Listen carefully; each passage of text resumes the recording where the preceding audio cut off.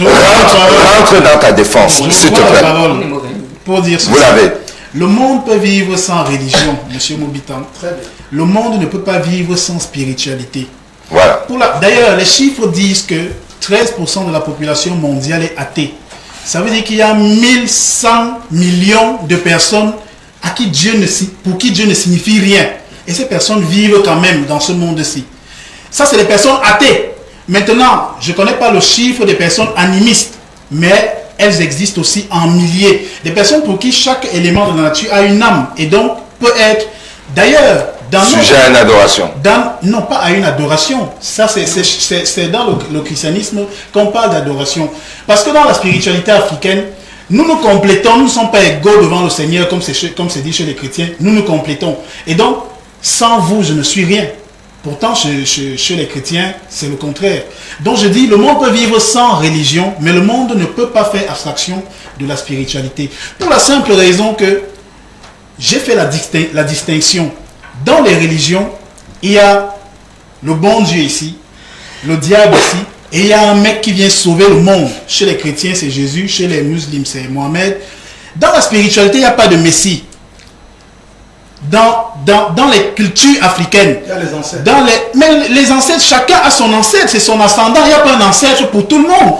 Il n'y a pas de Messie qui représente l'entité de la religion.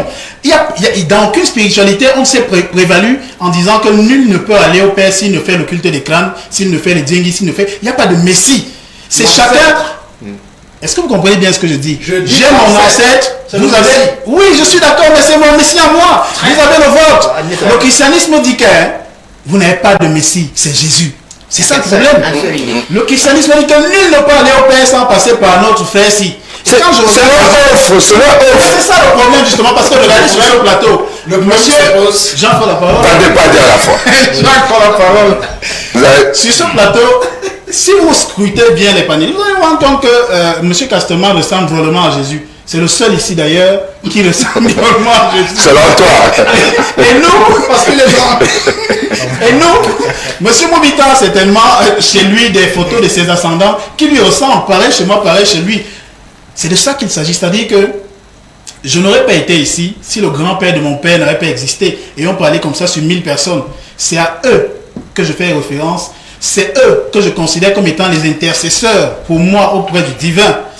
Je ne voudrais pas que Israël vienne m'imposer son ancêtre à lui en me disant... Tu vas réagir, il a un temps pour réagir. Bon, je comprends, les chrétiens sont comme ça, ils ne sont pas comme ça.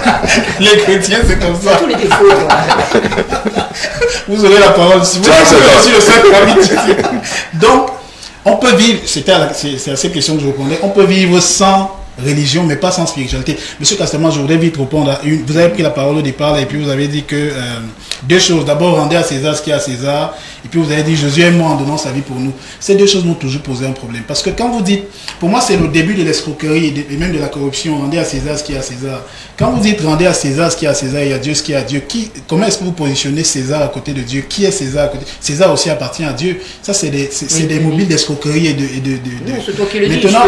Maintenant pour le deuxième aspect, si j'ai le pouvoir de faire un mois sans manger, sans que ça me dérange, je ne peux pas dire que je viens défendre vos droits en faisant la grève de la faim pour une semaine.